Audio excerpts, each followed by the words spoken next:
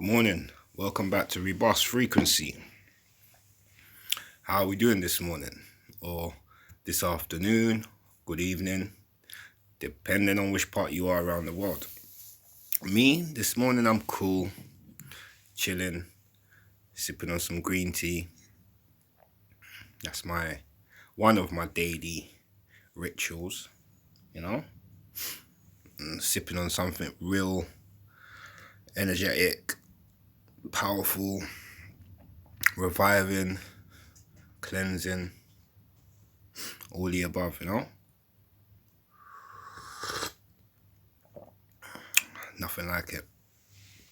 So where are we today in this beautiful world that we live in with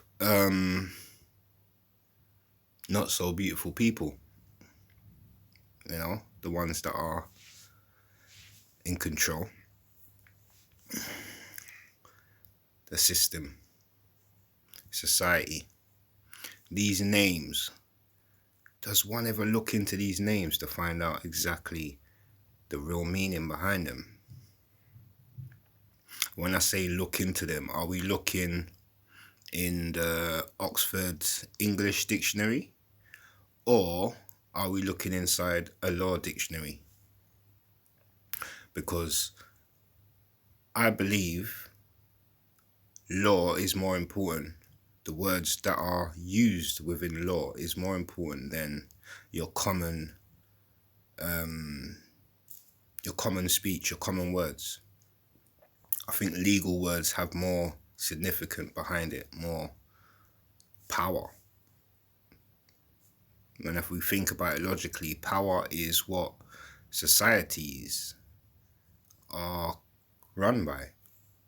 The society system, being a citizen, is under the ruling of a society, which in return bounds you to these rules and regulations if you consent to being a part of these titles. Because that's what it comes down to, isn't it? Basically, it's titles.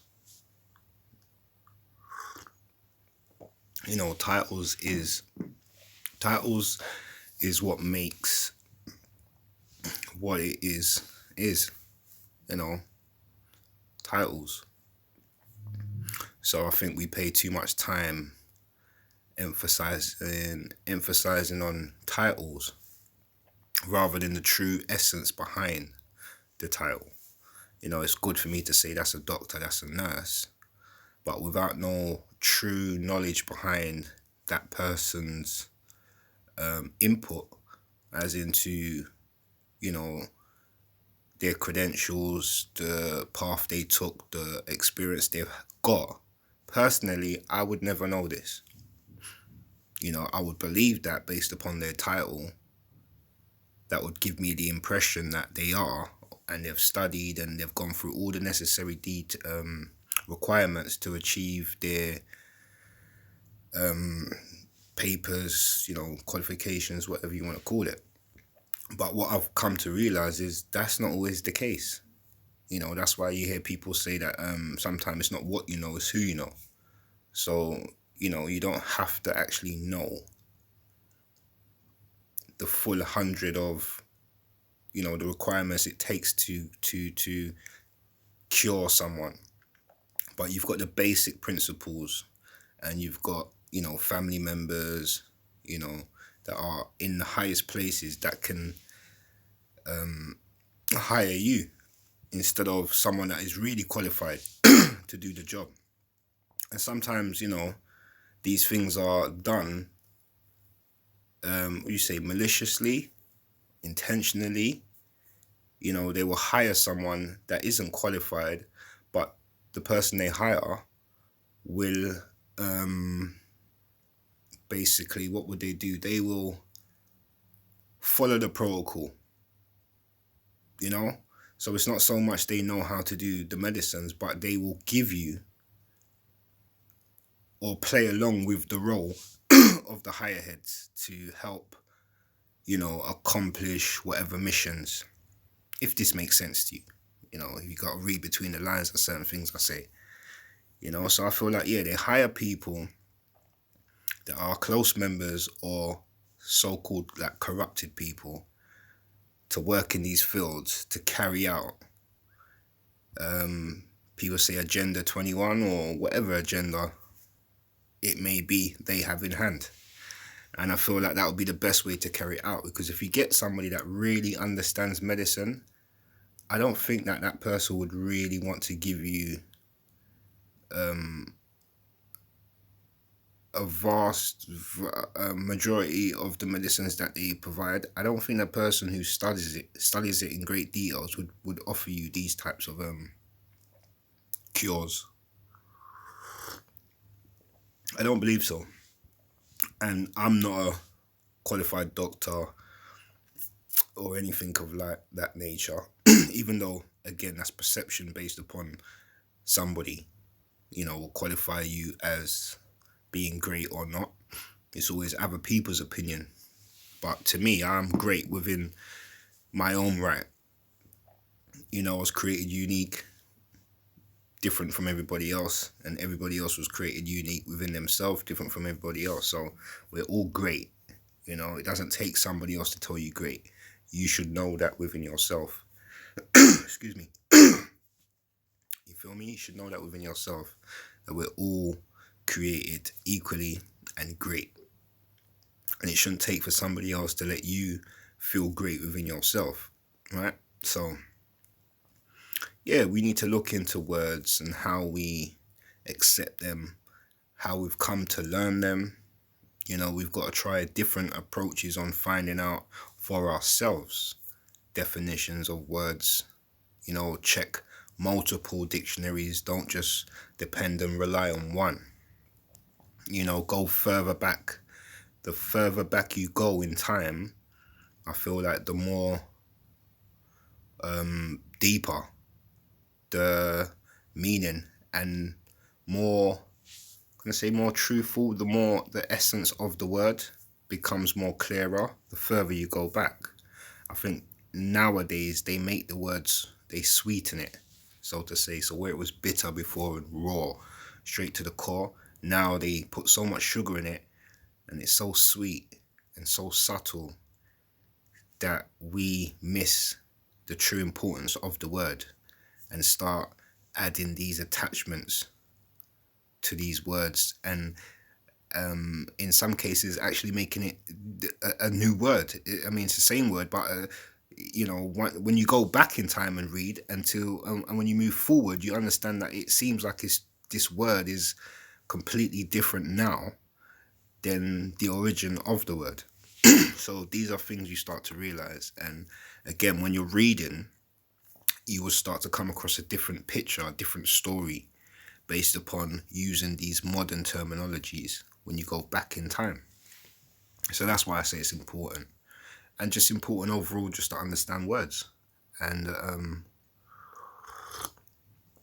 going into the etymology so you can really study and know the origin of the word. So again, when we're doing our research into history, we got a clearer overstanding, because we don't want to understand things, we want to overstand, because understanding is not knowing fully. I feel overstanding is, you've got it in its entirety. So we can get a story, as I was saying, in history, and we can diagnose that story better with a clearer understanding on how they were speaking around that time, based upon dictionaries around that time. So we get more of an idea of what they meant, rather than reading an ancient story, history, with new terminologies in a dictionary. The story's not going to be quite the same. So that's just, one I'll throw in there for you guys to, when you're researching, to try and use and see if you find a difference in, whatever it is you're reading. So that's one of the things that I think we should look into. Another thing that has been resting on my mind is just like, I was looking on social media and and I've been on there for, I mean, I've been on there for years, but I'm talking about actually being real active for the past couple of weeks, say about a month, give it a month. And in that space of time, I've realized that not only is the system a problem, but also individuals that understand the system and how the system operates, but still continue. Again, like I said, agents, what I said before, they sometimes hire people, the best candidate, to continue the crazy behaviors and mindset of the people. So these people know that there's a lot of corruption going on.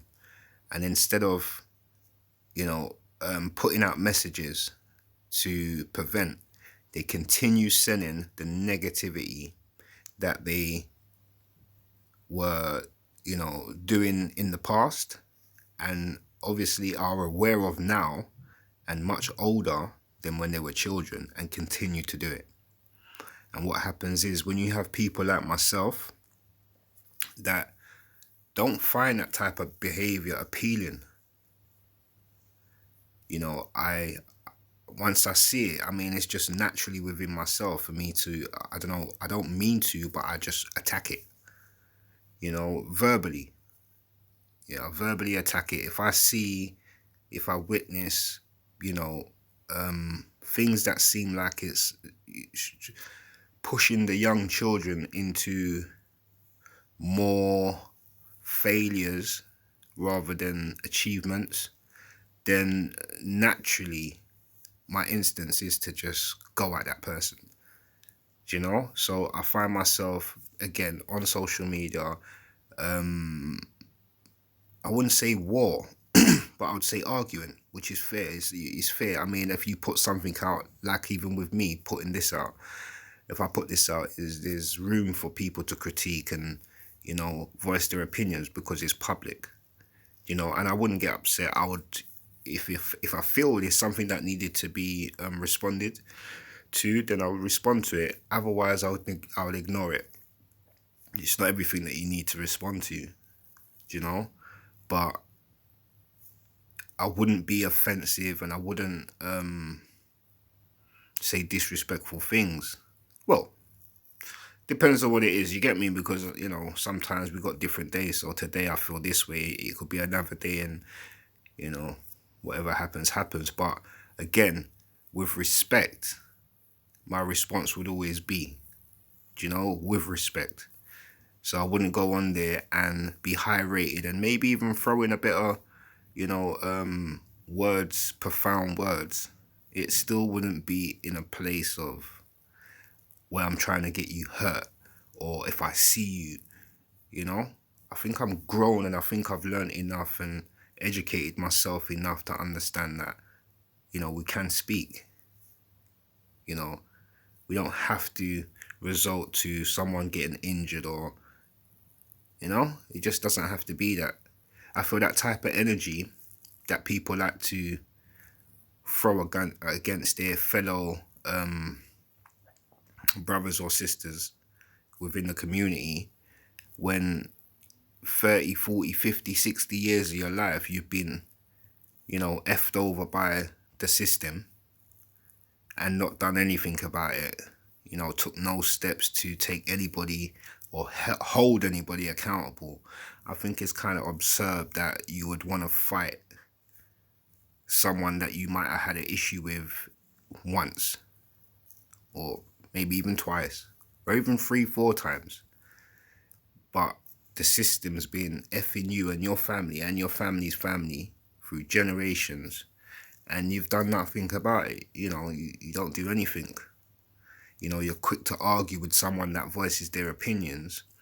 But then if you're on the street and the authorities pull up, you haven't got anything to say. So you're well equipped to go at another fellow civilian like yourself. But the people that cause you the most harm, whether it's through the pharmaceutical industry or, the chemicals within the food, the pesticides, the GMO, I mean, the list goes on. The amount of things that people do to you and your family. It's not even just you. You know, it's your family. It's your families that's passed away years ago, your ancestors, and so on and so forth. So, I feel the energy should be driven at those type of people. You know, and again, these are just opinions. You know, these are just my opinions at the end of the day. Some people may feel the same way. Some would disagree, which is fine. Which is fine. But the thing is, it's good to just get it out, you know, and at least get to understand where the rest of the world is at, and you know how they come to their conclusions on societies and systems. And do you know what I mean? That's a word. I'm telling you, that system, that word, society, legally is a word that people really need to look up. Because I ask most people as well, you're a citizen? They say, yeah, I'm a citizen. I'm a citizen of this country. I'm a citizen of that country. And I'm like, okay, what does it mean? And I don't think any of them have ever answered what it actually means. But they all refer to being a part of it. And that's really strange and scary, because it just shows the level of the people that we use things that we don't know really too much about it, and we accept a lot of stuff throughout the years that we don't know too much or sometimes anything about. I mean, I've spoken to people recently about the new vaccine that's come out, and a few people that have taken it have said to me, I've asked them, why have you taken it? And the response I've got from every single one was they don't know. Well, they knew as much as, because that's what they were told to do, basically. That's what they knew. So I'd ask them, do you know of the ingredients? They don't know the ingredients that's inside it. So you've allowed someone to convince you that you obviously don't know, because these are complete strangers. I mean, when you was a child, you was taught not to speak to strangers as a child. And then all of a sudden, those principles go out the window. Once you hear it come through your TV, it's okay. They're not strangers no more once it's on your telly. But if you're on the street and a stranger comes up to you and speaks to you, then you've got to ignore them and keep that parameter, the safety distance. And if they come too close, scream out, let somebody know that there's a stranger. But when it's coming through the TV and they've put a title of who they are, then all of these concepts go out the window. They're not strangers no more. You must listen to these people. They know best for you, And I just find it weird. I find that weird. So again, I don't know if it's the educational system. I don't know if it's the books they're reading or what they expose themselves to by the TV programs that they choose to watch and be programmed by. If it's the radio stations or whatever, the music, I don't know. But, something ain't right. With the majority of how the people see and think and behave, something ain't right. And I'm no scholar, I'm no, genius or nothing. I'm just a young guy from a community where, on the map of things, people know about the community where I'm from. It's played a huge role, within societies. A lot of people try to mimic and emulate the place where I came from. Back in the day, a lot of people wish they were from there. So that's just a person where I'm from. Is a place where, yeah, it was very active. But I'm not going to glorify it and say, yo, the mischievousness that was going on around it, the criminal activities, the drug dealing and the robberies and the shootings and all of that. I'm not going to glorify it and say, yo, that was, something great. The only thing I can say to that is that is what made me who I am today. Me experiencing and seeing, and, that has just made me who I am now, that I can come on here and tell you about certain things that I've seen because of a lifestyle that I've lived. Because had I lived a rich, exclusive lifestyle, do you get me? I wouldn't have known or lived the life that I live to understand and see things the way I do. And to say that is funny because it's not that I lived a poor lifestyle. You know, as a young person, I was amongst people that were very wealthy and saw a lot of wealth as a young person as well, but also saw a different type of wealth where it didn't involve too much hard labor, you know, and that side of it, and the glorified side of it, which is crazy because I think doing bad and being glorified for something bad is crazy in itself. You can't be good and bad at the same time. But anyway, I thought that, you know, the negativity, the girls being around you, the jewelry, the cars, to me, that was like, wow, and so quick as well. You didn't have to, you know, be lifting bags and, you know, mixing and doing this and doing that and painting or whatever. You know, you didn't have to do no hard labor to get a lump sum of money. You could basically be in one place and you could, you know, obtain thousands just by being in one place, you know? So to me, that was more appealing. And for most children, most young people, it's appealing to them as well. But if I could rewind back before those times, as a matter of fact, before I got into those times, if I could rewind back, it would have been going to clubs. We used to have youth centres. When I was much younger, there was a lot of youth centres around the place. And, you know, I think that prevented crime. Because when they started to disappear is when we started to roam on the streets. But prior to that, we was, you know, they had boxing facilities, we had gyms, you know, we had table tennis, snooker, video rooms, activity rooms to do, you know, drawing and creativities, to just use your senses and, you know, create what you could create. You know, and that was good when I think about it. You know, that was when I was probably about 7, 8, coming up till teenager. We got to like, say, probably like 14, 15, the clubs, the youth clubs, they started to close down.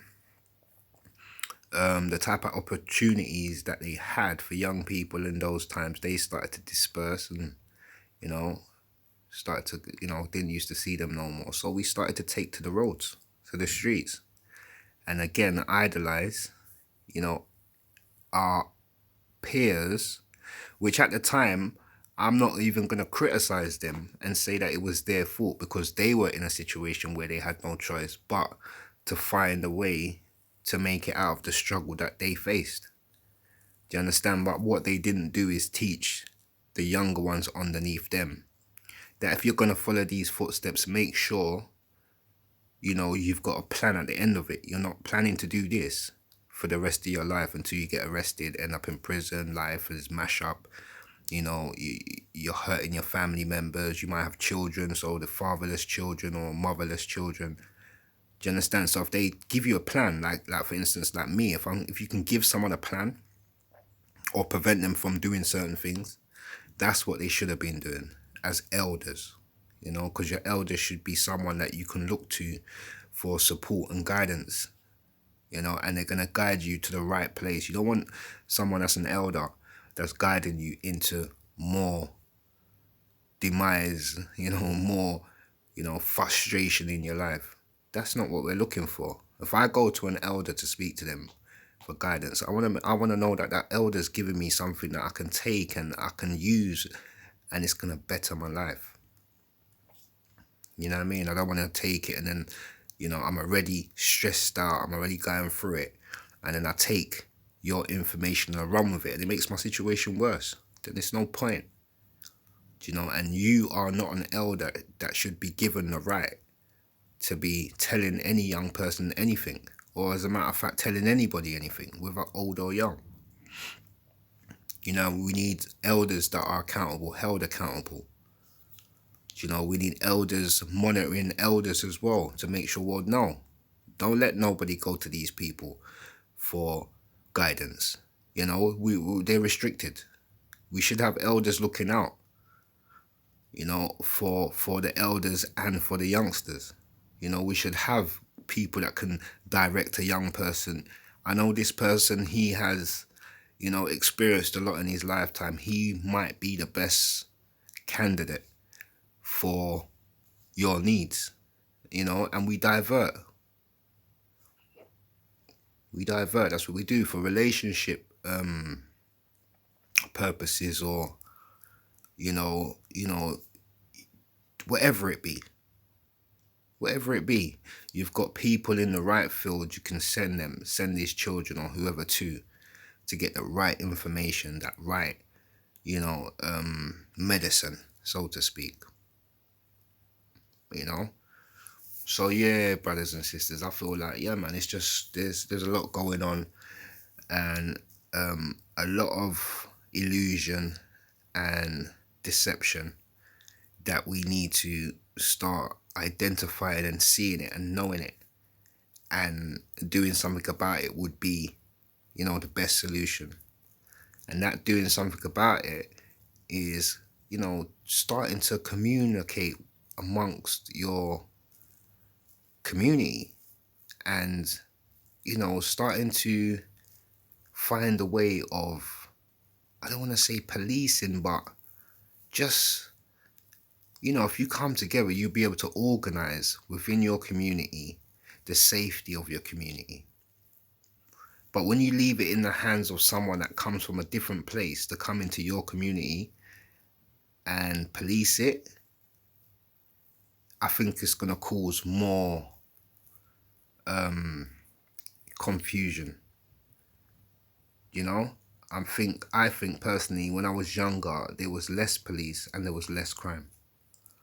And as I've got older, I've realised I'm much more present of police, and I realise a lot more crime, And the same thing with literature.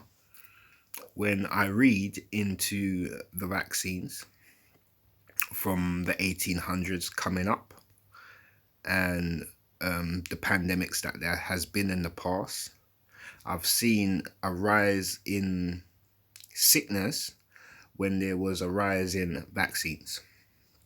This is just documented, so this is not, again, I wasn't alive in these times, but what I can do is pick up books, and I can read people that was alive in those times, and there's multiple writers that you can read that lived in times of pandemics or vaccines and things of these nature. So through reading these articles, newspaper, and other places of reference, you get a clear idea of where the sickness is, evolved from, or even came from. America, England, these places were full of sicknesses and, feces, and, it's all documented. It's all documented. So the more I've seen, them introduce things that are supposed to be better, is the worse that things have got. As a matter of fact, anything that I've seen them actually introduce to be better for people has always been worse. Whether it's, supplements, food, the long-term effect is always detrimental to someone's health. So it might be good now, but years to come, you're not going to feel as good as you're supposed to, and you're not going to realize that it was something you had 10 years ago. You see, that's the cunningness behind a system. That's the cunningness behind a system. So, man, not everything you see that looks good is actually good, and they're very good at doing that, is giving you things that look good but isn't. One of the finer examples is water. You know, one of the things that we need every single day, every human being, every animal, every insect on the planet needs water in order to survive. And they've gone as far as to recycle the same. When you get up in the morning, the first thing you want to do, most people want to go to the toilet. They want to release, they want to defecate and they want to urinate. And that goes into the sewage system, right? And that sewage system recycles the water and runs it back through the system through your tap, your pipes, your taps. So the water that we drink, the water we drink on a daily basis is recycled sewage. And if you go back into ancient times, do some research, because that's what it basically bases on, is research, is just looking up some stuff. You'll see that people didn't used to perform and behave that way. So again, sicknesses and illnesses, is that a pandemic? That's the big question. But I'm going to leave you with that. I do have some more. I don't even think it was exactly this I came on to do, but I did want to get something out because I've been missing out for a few days. So this was my morning talk. And again, Robust Frequency is the channel. I would love you to subscribe, share, thumbs up as well, because we get the, what did they say? It gets it rotating.